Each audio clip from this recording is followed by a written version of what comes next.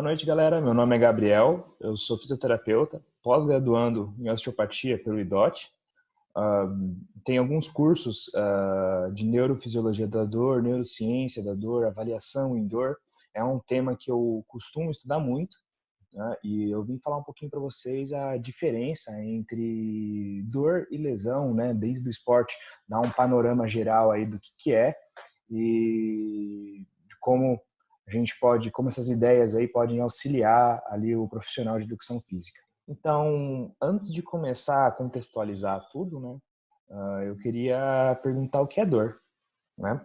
A primeiro momento, a gente muito antigo, a gente Descartes, né? Ele veio com a primeira, vamos dizer assim, a primeira ideia sobre dor, que ela perpetuaria por bastante tempo, né? Ela seria quase uma parcela de realidade. Ali foi a primeira ideia que surgiu para explicar a dor de forma um pouco mais coerente, com um pouco mais de plausibilidade, né? A ideia do Descartes era basicamente que dor era um sinal de aviso quando a gente tinha alguma coisa acontecendo na extremidade, certo? Do nosso corpo, e algum dano, e aí a dor seria uma forma de avisar que acontece, que está acontecendo alguma coisa com o nosso corpo, né? Então, por muito tempo, essa ideia de que a lesão tecidual ela vem em conjunto com a dor, ela prevaleceu, né? Na verdade, grande parte na maioria das vezes isso é verdade, né? A dor ela está presente junto com algum dano no tecido, né? E nós, quando somos pequenos, quando a gente está na nossa fase de crescimento, maturação do nosso sistema nervoso, as primeiras experiências que a gente tem dolorosas são com alguma queda, né? Algum machucado, alguma coisa de fato que acontece no nosso corpo. E a gente vai vivenciando isso ao longo do nosso crescimento, né?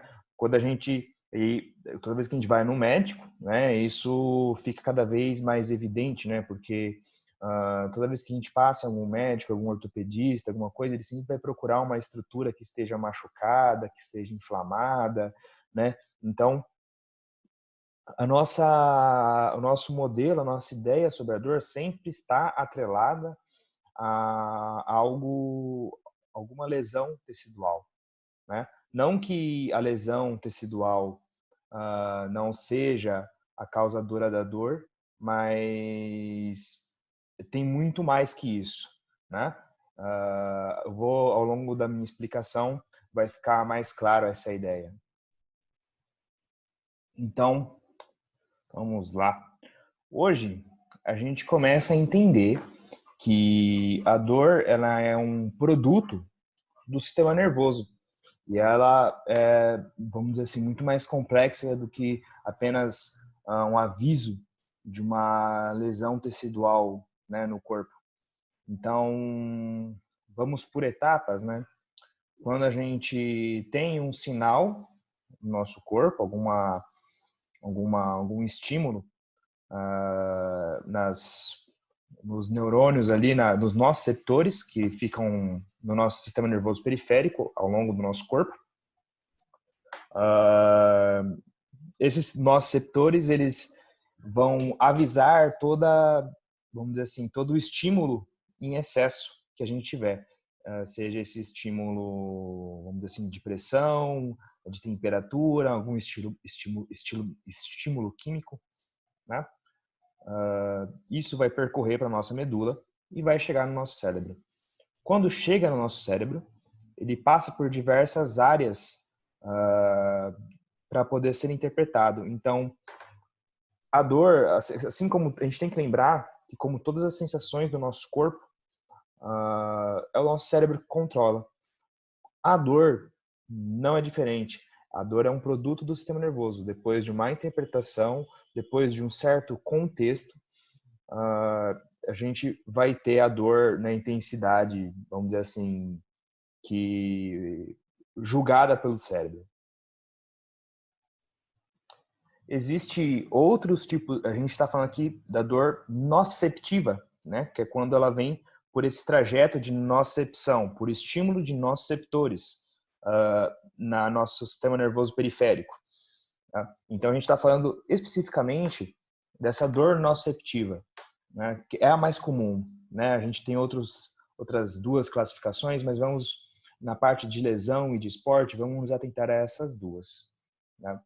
A partir do momento que a gente tem essa interpretação cerebral de contexto, a gente vai ter a sensação dolorosa. E vamos lá, eu vou colocar 2 contextos aqui para a gente conseguir entender como o contexto interfere na intensidade da dor ou não. Vamos supor que você está na rua, tá? E você vê um bandido, você vê alguém ameaçando a sua vida, só que no meio vamos dizer assim, desse episódio, desse evento, você tropeça e machuca, quebra o pé, acontece alguma coisa com o seu pé, raspa, dá um corte na sua perna, alguma coisa do tipo. A dor, naquele contexto, ela não vai ajudar você a sobreviver, né? Você entrou em um momento de perigo à vida, né? Isso pode ser, vamos dizer assim, vamos supor, você encontrou um animal selvagem, né, no lugar do ladrão. Aqui, um animal selvagem hoje vai ser um pouquinho mais difícil. Mas um animal selvagem, alguma coisa que que faz assim, que transmite algum perigo para sua vida, vai ativar o nosso sistema nervoso autônomo e a sensação de dor naquele momento ela não vai ajudar, tá? A sensação de dor naquele momento não vai ajudar você a sobreviver. Então o cérebro inibe aquela sensação de dor e aí você consegue fugir, consegue salvar a sua vida. Agora, em outro contexto, quando você está na sua casa, né? Você está sozinho, andando no escuro, e de repente tem uma peça de Lego no chão e você, sem querer, pisa nela. Né? Você não estava esperando por esse estímulo da peça de Lego e o cérebro precisa entender se aconteceu alguma coisa na sua extremidade, na sua periferia, da periferia do seu corpo. Então ele emite um sinal de dor e por via reflexa você vai começar a aumentar a visibilidade do seu corpo, dos seus olhos, focado para aquela área, né? Para o seu cérebro conseguir entender se houve lesão ou não, né? Então, no primeiro exemplo, a gente deu uma situação em que houve lesão tecidual, porém não houve dor, né? Porque aquela dor não era importante naquele momento. No segundo exemplo, a gente teve um evento que não levou à lesão tecidual, então o Lego ele não machucou o meu dedinho, o meu pé, só que eu tive uma dor, vamos dizer assim, razoavelmente intensa, né? Justamente para o meu cérebro entender o que aconteceu com a periferia. A partir do momento que ele entende que o Lego não lesionou o corpo, a dor some, né? Você não vai ficar lembrando daquela dor da pisada por muito tempo. A partir do momento que a gente entende que dor é contextual e ela tem ela é um produto do sistema nervoso e ela tem diversos processos que passam pelo condicionamento dessa dor para que essa dor ocorra, a gente começa a repensar algumas coisas. Então, por exemplo, eu coloquei esse modelo aqui, que é o modelo de evitação e medo, que ele basicamente está sendo explicado para evitar dores persistentes, né? Que, vamos dizer assim, muitas vezes é o que acontece com muitas pessoas hoje em dia, né? Ainda mais nessa época de internet, onde existe muitas pessoas que são sedentárias e que não praticam atividade física. Então, a gente tem um estímulo doloroso, certo? A experiência de dor. A gente tem a pessoa que ela entra no ciclo de evitação e medo, ela vai ter medo daquela dor, ela vai começar a catastrofizar aquele movimento, seja lá o que aconteceu com dor, e ela vai parar de se movimentar, vamos dizer assim, vai começar a ter medo de ser uma pessoa ativa, né? Só que isso vai facilitar o novo acontecimento de dor. E aí ela tem uma outra experiência de dor e aquele ciclo continua e fica voltando naquilo. Quando a gente tem a questão a gente enfrenta a dor, muita gente entende que ela é um produto do sistema nervoso, a gente tem a gente não entra nesse ciclo, né, de falta de movimento e medo. E é importante a gente pontuar uma coisa, né?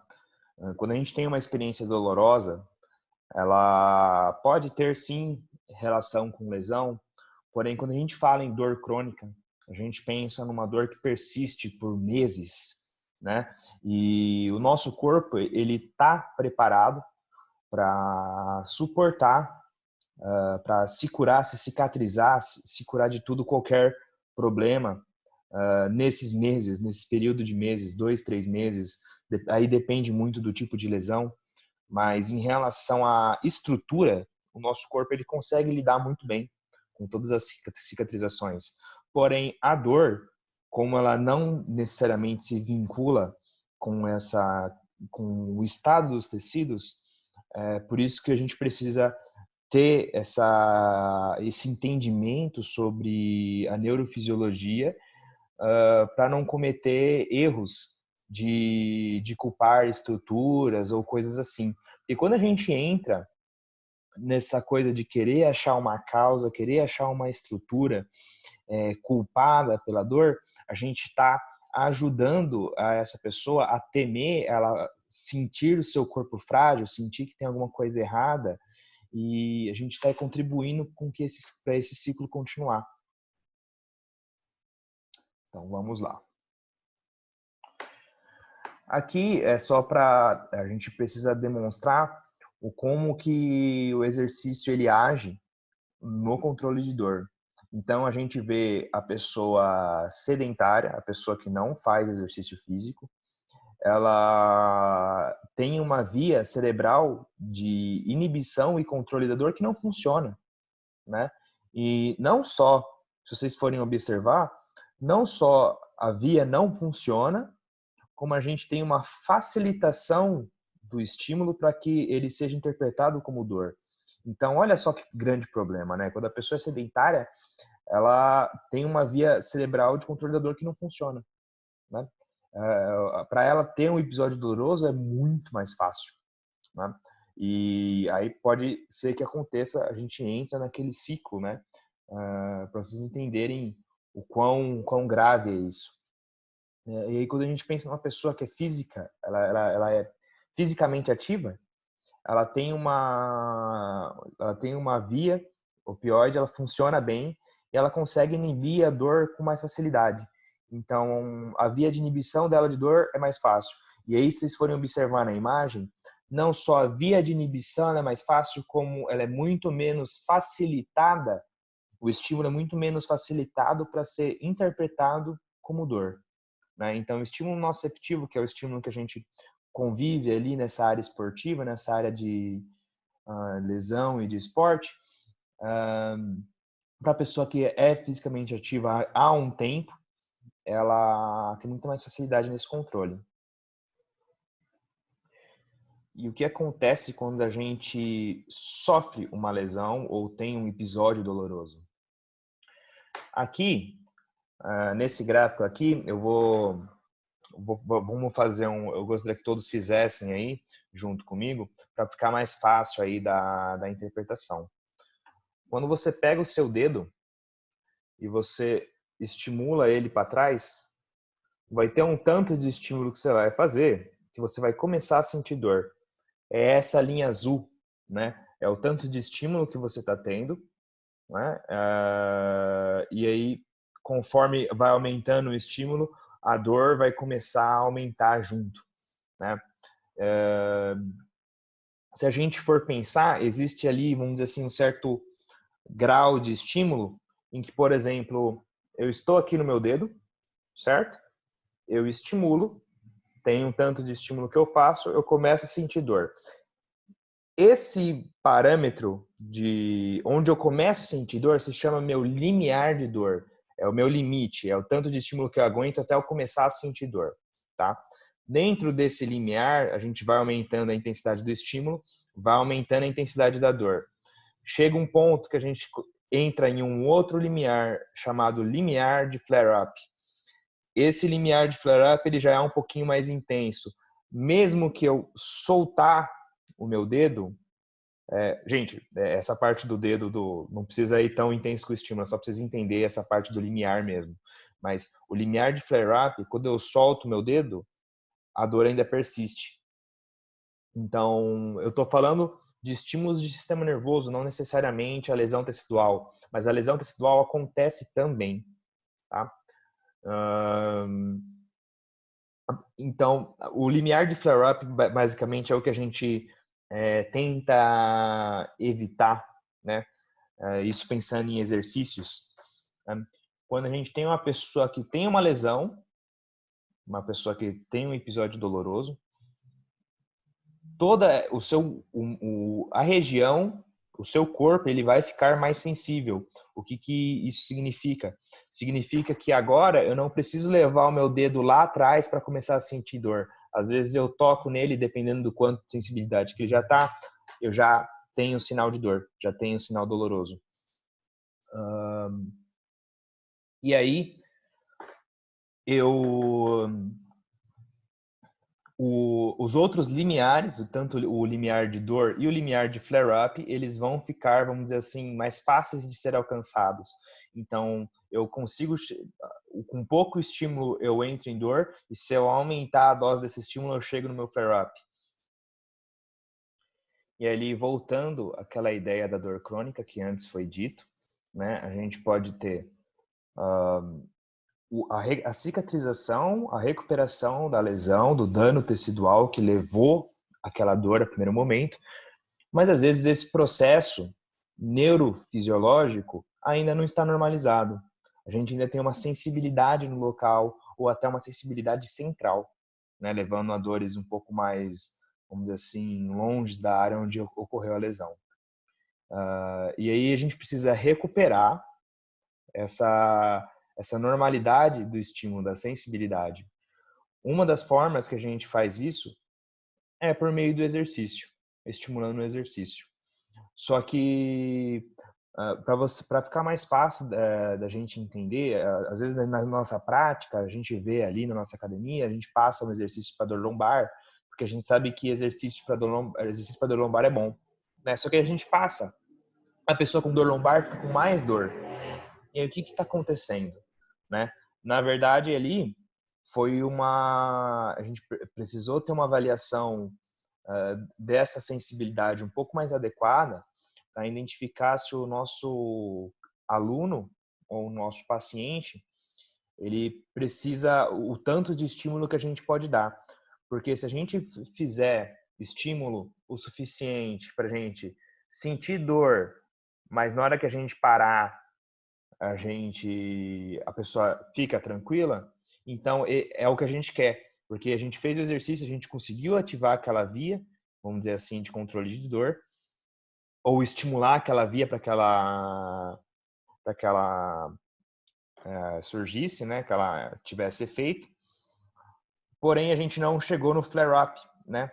Se a gente estimula demais, a gente chega no flare-up e aí dá aquele efeito contrário que é o que a gente queria, né? Em vez de produzir analgesia por meio de exercício, a gente acaba fazendo a pessoa sentir mais dor. Então, e pensando em sistema nervoso, tudo que se estimula no sistema nervoso, ele fica mais forte, né? Ele fica mais fácil, de mais fácil acesso para o nosso cérebro. Então, é necessário que a gente tenha um estímulo contínuo de prática de exercício para que essa via dolorosa de controle de dor ela seja efetiva, ela seja melhor ativada e a gente consiga voltar à normalidade, né? Em casos muito complexos de dor crônica, existe todo um tipo de protocolo, um tipo de estratégia que a gente de fisioterapia faz para conseguir recuperar essa função, né? Mas aí a gente está pensando um pouco mais de um contexto geral, em um contexto do esporte, pensando que na pessoa que faz esporte ela já tem um pouco desse controle natural, né? Eu quis exemplificar aqui que era basicamente a distância da lesão e da dor, né? Porque a dor, ela é um produto, novamente, né, um produto do sistema nervoso, e às vezes ocorreu a cicatrização, porém esse sistema aqui, esse meio aqui de estímulo, ele ainda não está totalmente de volta ao normal. Agora, outro conceito que ele também é muito importante quando a gente pensa em dor e em esporte é a questão da neurociência do movimento e da variabilidade motora. A gente pensa como variabilidade motora da seguinte forma: toda vez que a gente vai fazer algum movimento, seja ele qualquer movimento simples, você vai pegar um copo de água ou você vai fazer um agachamento. O nosso corpo ele tem estratégias musculares para realizar aquela ação. Então a gente pensa no copo de água, vai ativar um pouquinho de musculatura de ombro, um pouquinho de braço, para chegar até lá, pegar a água e trazer até a boca. Mesma coisa para o agachamento. Alguns músculos vão ativar mais, outros menos. E é importante dizer que nunca uma estratégia vai ser igual a outra, né? Você nunca vai pegar um copo ativando com as mesmas porcentagens, igualzinho, da mesma forma, do que de uma segunda vez. Na segunda vez, às vezes, o seu braço vai ativar um pouquinho mais de um músculo que ele não ativou tanto da outra, e por aí vai, né? A mesma coisa para um agachamento. Então, a gente tem estratégias motoras diversas, o cérebro ele tem diversas estratégias motoras para realizar cada gesto. Quando a gente pensa em gestos simples, como pegar água, por exemplo, qualquer estratégia muscular que o meu cérebro usar vai servir para eu conseguir realizar aquele movimento, né? Aquela ação que eu desejo, que é tomar água, né? Então, como tem pouca energia nesse gesto, qualquer estratégia que eu utilizar tá bom. Eu não preciso me preocupar em relação vamos dizer assim, a postura de pegar água porque está errado, ou alguma coisa do tipo, porque não vai ser perigoso, vamos dizer assim, tem baixa intensidade de energia, né, nessa ação. Agora, quando pensamos em um agachamento, que é esse que eu coloquei em exemplo, então eu coloquei agachamento, mas pense em qualquer movimento de musculação, qualquer gesto esportivo. Quando a gente tem uma demanda esportiva, uma demanda energética maior, a gente a gente tem algumas estratégias motoras, porém, você concorda que algumas estratégias mecânicas motoras vão ser mais eficientes do que outras, né? Então, o nosso cérebro ele procura usar as estratégias mais eficientes que cumpram aquela função, e tanto para água quanto para agachamento. Porém, no agachamento, se eu fizer de qualquer jeito, eu não vou conseguir levantar o peso que eu estou tentando levantar. Então, as estratégias elas têm que ser mais refinadas. Meu cérebro procura estratégias melhores para conseguir realizar a ação. Então, em um exemplo, a gente tem baixa energia, e quando a gente tem baixa energia, qualquer estratégia, a gente pode ter muitas estratégias, qualquer estratégia vai funcionar. Quando a gente tem muita energia na ação, a gente precisa ter as melhores estratégias musculares para conseguir realizar sem sofrer lesão ou dano no tecido. E aí, como que a gente pode deixar essas estratégias melhores quando a gente pensa numa atividade de alta energia, né? Quando a gente está na musculação, né? Eu gosto de dar esse exemplo, que é muito bom. Quando a gente vai pegar um supino pela primeira vez, a gente nunca fez exercício na vida, na hora que a gente vai abaixar a barra está sem peso nenhum, na hora que a gente sobe, a nossa subida é toda torta. Né? A gente sobe mais um braço, sobe menos o outro, os braços tremem. Né? Então, o que é aquilo? A gente está dando de cara com a primeira vez que a gente vê aquele movimento. Né? O nosso cérebro não tem estratégias motoras ainda eficientes para realizar aquele exercício. Né? Então, ele usa as estratégias da mesma forma que ele usa para um copo d'água. né? Então, qualquer, vamos dizer assim, porcentagem de musculatura serve, ele ainda não é refinado para fazer aquela atividade. Na hora que a gente faz diversas vezes, as estratégias vão começar melhor. Então, vão começar a ficar melhor.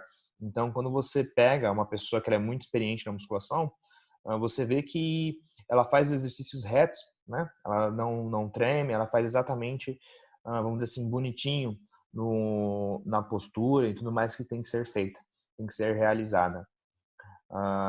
Quando a pessoa é iniciante, ela tem essa dificuldade porque ela ainda não estimulou suficiente o sistema nervoso para conseguir o cérebro ter fácil acesso àquela noção de movimento, aquela estratégia de movimento.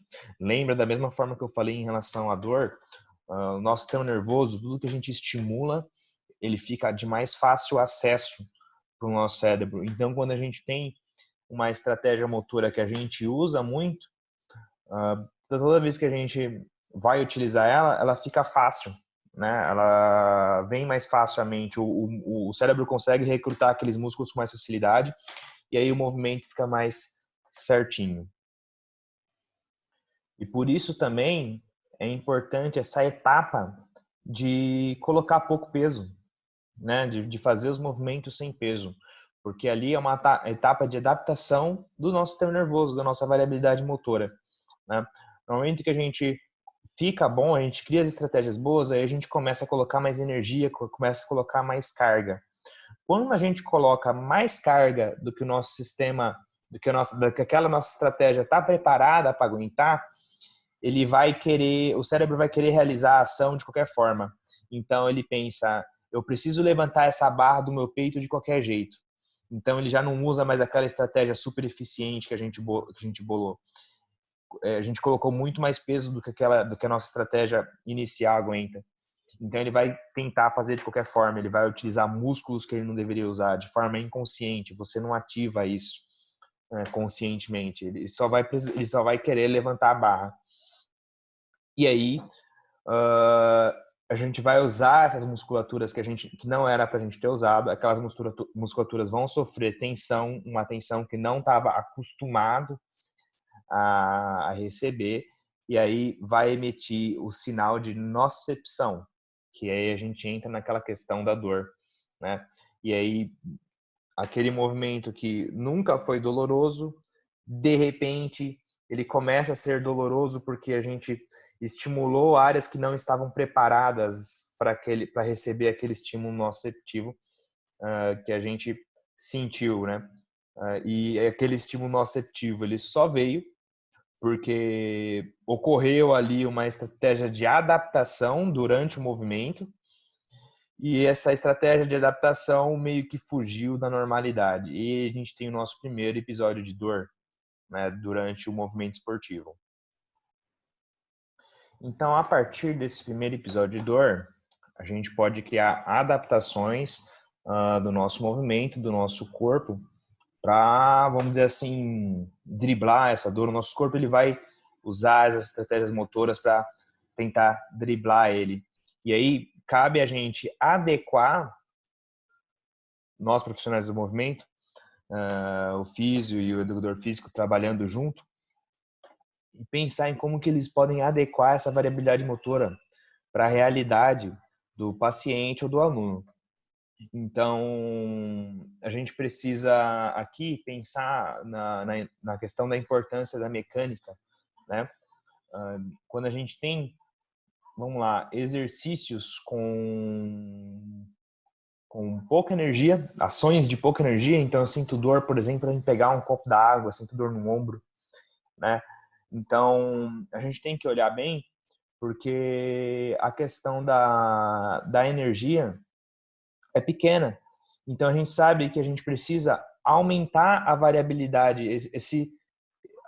Aquele corpo ele precisa ter várias estratégias musculares para conseguir fazer aquele exercício, aquela ação de forma boa. E quando a gente tem uma dor, a gente tem várias inibições, a gente tenta, vamos dizer assim, o nosso sistema nervoso ele tenta driblar aquilo ali e ele acaba adotando uma estratégia que não é tão bacana, ele adota uma estratégia única para fazer aquele gesto de pegar a água. E ele acaba ficando, vamos dizer assim, fixo naquela estratégia, que está sendo, vamos dizer assim, prejudicial para aquela pessoa. Então, quando a gente pensa num ato de pouca energia, a gente tem que pensar em aumentar a variabilidade mecânica daquela pessoa, né? A gente tem que expor a mais estratégias musculares. E quando a gente pensa em dor, por exemplo, em um agachamento, a gente tem que verificar se esse cara não tem variabilidade mecânica demais. Que a gente sabe com que é, por exemplo, um exercício, uma ação que demanda muita energia e ele precisa das melhores estratégias para conseguir estar realizando. E aí a gente começa a se importar bem com a mecânica do movimento, com como ele está realizando aquilo. E para a gente adaptar ele para aquele exercício, a gente tem que fazer o cérebro dele entender que aquela mecânica não está servindo, aquela mecânica está errada. Não adianta a gente forçar fortalecimento em musculaturas X ou Y para tentar corrigir a mecânica fora de contexto, né? Fora do contexto daquele exercício. A gente precisa, na verdade, expor ele àquele exercício doloroso, porém com menos carga de outras formas para que ele consiga, o cérebro dele consiga achar a estratégia ideal para realizar aquilo sem dor. E aí a gente começa a colocar a carga gradativamente a partir disso, certo? Eu espero ter contribuído, de certa forma, eu espero ter ajudado em relação ao conhecimento e poder agregar ali na prática de vocês, no dia a dia de vocês, né? Quando vocês verem uma pessoa com dor, que constantemente vocês vão ver, ou um atleta, ou um aluno seu na academia, né? Vocês consigam ter agora, vamos dizer assim, uma percepção um pouco melhor a partir dessas questões de neurofisiologia e neurociência da dor, até a questão de do controle motor, né, neurológico, certo? Aqui está minhas redes sociais, certo? Tanto no Facebook quanto no Instagram. Se quiserem, eu fico em total disponibilidade para estar conversando sobre o assunto, para estar debatendo, para estar falando sobre, certo? Agradeço muito pelo convite do congresso, e espero que seja muito proveitoso aí para todos vocês. Muito obrigado e boa noite.